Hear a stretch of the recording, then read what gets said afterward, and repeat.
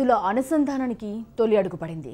కృష్ణా జిల్లా పల్లెర్లమూడి వద్ద కృష్ణా జిల్లాలోకి గోదావరి నీటిని ఏపీ మంత్రి దేవినేని ఉమామహేశ్వరరావు విడుదల చేశారు.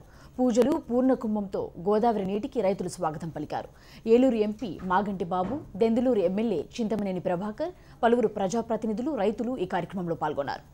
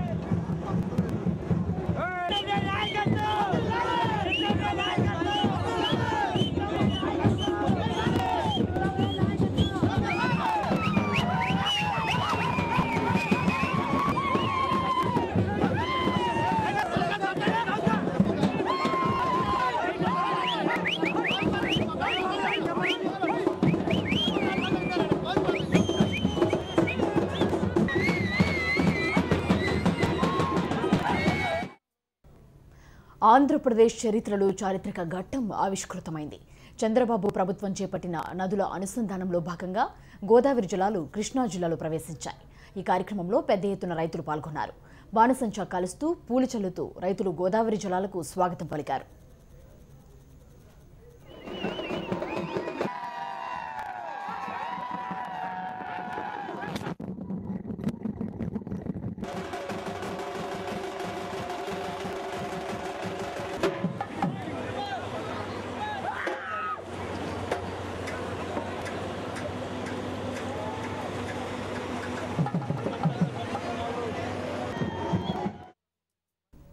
పట్టిసీమ ట్రయల్ రన్ పూర్తి కానుండటంతో పట్టిసీమ నుంచి గోదావరి జలాలు పోలవరం కుడి కాల్వ ద్వారా కృష్ణా డెల్టాకు వచ్చే ముహూర్తం ఖరారైంది.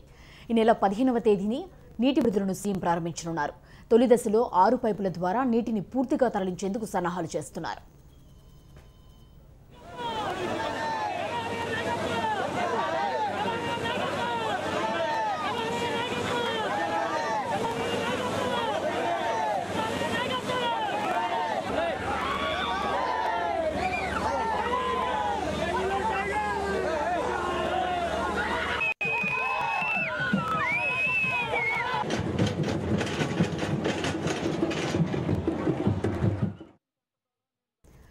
ఈ నదుల అనుసంధానానికి సంబంధించిన మరిన్ని వివరాలు మా కరెస్పాండెంట్ శేషు అందిస్తారు.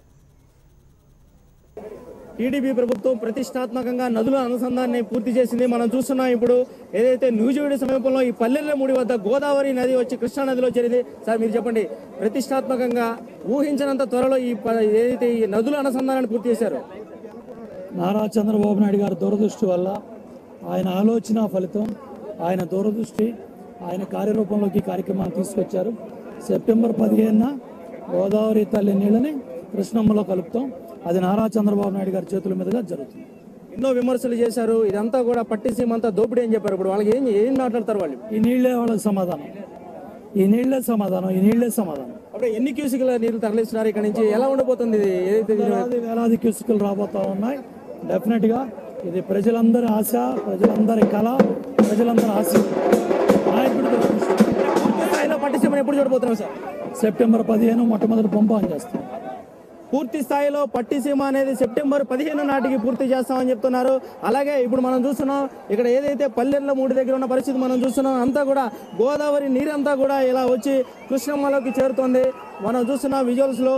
అయితే ఏదైతే ముందు నుంచి కూడా ప్రతిపక్షాలు విమర్శలు చేశాయి, ఇదంతా కూడా పట్టిసీమ ప్రాజెక్ట్ అనేది ఈ విధంగా కోట్ల రూపాయలు దండుకుంటుంది టీడీపీ ప్రభుత్వం అని చెప్పేసి కూడా చెప్పడం జరుగుతుంది. అయితే ఈ నేపథ్యంలో ఏ మాత్రం కూడా విమర్శలు పట్టించుకోకుండా టీడీపీ ప్రభుత్వం ముందుకెళ్ళింది. ఎన్నో విమర్శల తర్వాత టీడీపీ ప్రభుత్వం అనుకున్న సాధించింది నదుల అనుసంధానం. ఏమంటారు మీరు? అది అక్షర సత్యం. ఆనాడు చంద్రబాబు నాయుడు గారు జనవరి 1వ తారీఖున ఏదైతే పట్టిసీమ లిఫ్ట్కి మరి అడ్మినిస్ట్రేటివ్ శాంక్షన్ ఇచ్చారో ఆ రోజు నుండి నేటి వరకు మరి కర్తవ్యాన్ని మర్చిపోకుండా ప్రతిరోజు మరి పట్టిసీమ ఏమవుతుంది, రైట్ మెయిన్ కెనాల్ అవుతుంది, రైతులు ఏమంటున్నారో ప్రతిరోజు మంత్రి గారు అదేవిధంగా ముఖ్యమంత్రి గారు లీడర్లందరినీ కూడా అధికారులని అప్రమత్తం చేసి ఈ జిల్లాలో కృష్ణా జిల్లాలో 2 కలెక్టర్లను కూడా మన ముఖ్యమంత్రి గారు ఆయన చెప్పిందే ఆదేశాన్ని తూచా తప్పకుండా పాటించి ఈరోజు ఈ నీళ్లు రావడానికి ముఖ్య కారణం ఆ యొక్క ఉద్దేశాన్ని, ఆ యొక్క ఆలోచన విధానాన్ని చంద్రబాబు నాయుడు గారు ముందుగానే ఈ రాష్ట్రం ఏమైపోతుందో ముందుగానే గ్రహించి ఈ రైట్ మెయిన్ కెనాల్ యొక్క ఆవశ్యకతను గుర్తించి ఈ రోజు తవ్వి నీళ్లు కృష్ణా జిల్లాలో తీసుకెళ్తున్నారు అంటే మరి మరొక భగీరథులు కాగా ఇంకేమని పిలుస్తాము చంద్రబాబు నాయుడు గారు అని చెప్పి ఈ సందర్భంగా ముందు నుంచి కూడా ఈ పట్టిసీమ అంటే కోట్లు దోచుకున్నారని చెప్పేసి కొంతమంది విమర్శించారు. అసలు వాళ్ళు ఎందుకు ఆ విధంగా విమర్శలు చేశారు?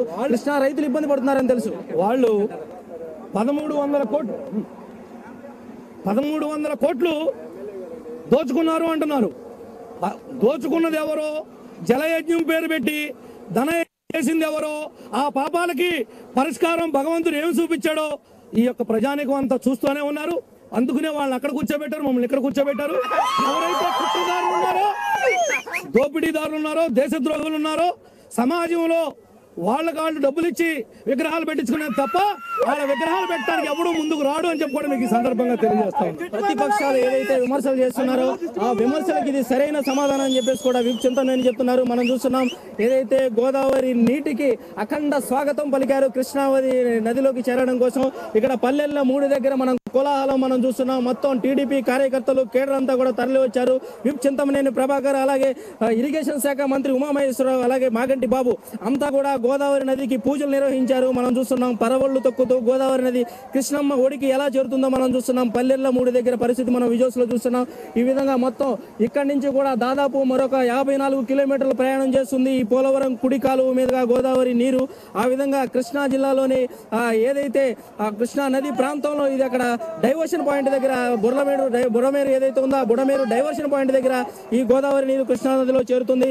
ఈ విధంగా దేశంలోనే మొదటిసారి నదుల అనుసంధానానికి టీడీపీ ప్రభుత్వం అనుకున్నది సాధించిందని చెప్పేసి కూడా ఆ పార్టీ నాయకులు చెప్తున్నారు. మొత్తానికి ఎన్ని విమర్శలు ఎదురైనా కానీ చివరికి అనుకున్నది సాధించామని చెప్పేసి కూడా ఆ పార్టీ నాయకులు చెప్తున్నారు. మొత్తానికి ఇక్కడ ఉన్న పరిస్థితి మనం విజువల్స్ లో చూస్తున్నాం. ఏదైతే ఈ గోదావరి నది అనుసంధానం కార్యక్రమం ఉందో ఈ రోజు పల్లెర్ల 3 దగ్గర దిగ్విజయంగా సాగింది. ఈ పల్లెర్ల 3 దగ్గర సాగిన కార్యక్రమాన్ని మనం చూస్తున్నాం. గోదావరి నది ఏ విధంగా పరవళ్లు తొక్కుతూ కృష్ణమ్మ ఒడికి చేరుతుందో మనం చూస్తున్నాం. ఇది ఖచ్చితంగా బోర్డర్ పాయింట్. ఇది పశ్చిమ గోదావరి జిల్లాకి సరిహద్దు ప్రాంతం. ఇది ఈ ప్రాంతం నుంచి కూడా గోదావరి నది పరవళ్లు తొక్కుతూ ఈ విధంగా కృష్ణా నదిలోకి చేరుతుంది. మొత్తానికి ఈరోజు అంగరంగ వైభవంగా ఏదైతే గోదావరి నీరు కృష్ణమ్మ ఒడికి చేరింది, భారీ ఎత్తున ఈ కార్యక్రమాన్ని టీడీపీ నాయకవర్గం నిర్వహించింది. మొత్తం కేడర్ అంతా కూడా అట్టహాసంగా గోదావరి నదికి పూజలు నిర్వహించి స్వాగతం పలికారు. ఇది ఇక్కడ పరిస్థితి. కెమెరా పర్సన్ సునీల్తో శేష HM టీవీ, పల్లెర్ల మూడి.